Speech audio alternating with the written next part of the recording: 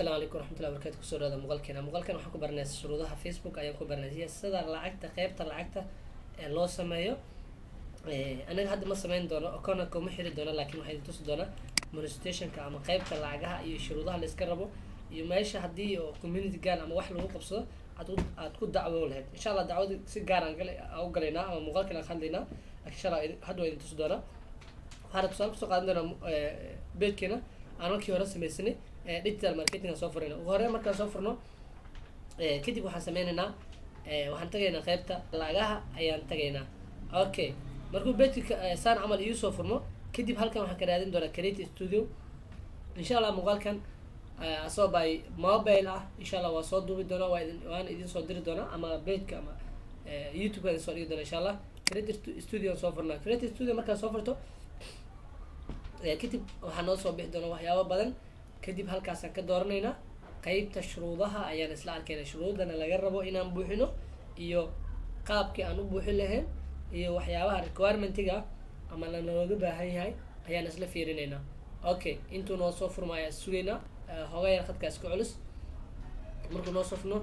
kadib aan isla eegaynaa okay halkan markaan joogno qaybtan saa u jeedin qaybtan ay ka muuqataa sax laakiin aniga meel kale aan ka soo galay tusaale halkan hadda home-ka jooga qaybta hoos u socona hoos ayaan soo kadib waxaan ka doornaa halkan aan ka soo doornaa halkan markaan soo doorto kadib halkan aan ka fiirinayna hadda page-ka waxaan ku jirnaa digital marketing sida profile-ka ku soo aragteen okay halkan markaan joogno oo waxaa noo soo baxaya waxyaabo badan oo page-ka ku saabsan kadib qaybtan aan aadayna oo ah qaybta lacag sameynta halkan markaan joogtid waxaa soo furnaysa qaybtan yar ayaa soo furnaytaa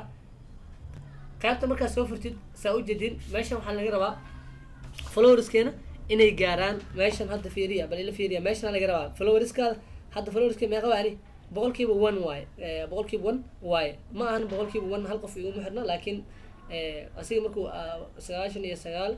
hadda maris hataa boqolkiiba 1 ku soo qoray waayo sababta ma buuxin weli shuruud meeqa laga rabaa 10 kun laga rabaa oo followers ah sidoo kale meeshan waxaa laga rabaa engagement-iga ama views-kaada waxaa laga rabaa in this last 60 days you needed a total saa u jeedi meesha waxa ku qoran waxaad u baahan tahay inaad heshid views 60 ama 60kii maalmood ugu dambeysay ama labadii bilood ugu dambeysay inay gaaraan views-ka 600 oo kun views oo baantay markii la soo daro dhamaan totals waa meeshan hal video maahan dhamaan labadii bilood ugu dambeysay video-yaasha soo gelisay page-kaada markii la isku daro views-ka waa inuu gaaraa 600 oo kun oo views muhiim ah qasabna ma qofku inuu dhameysto video kaliya wax laga yaabaa 3 minute inuu daawado okay qaybta u dibad maxaa building your video library waxa laga yaabaa video-shaada inay nadiif ahaadaan community gaar leh waxa la jiro oo lagu qabsado haddii aad soo gelisid muuqaalo aadan lahayn iska ilaali marka aadan ma santiin. Assalaamu calaykum.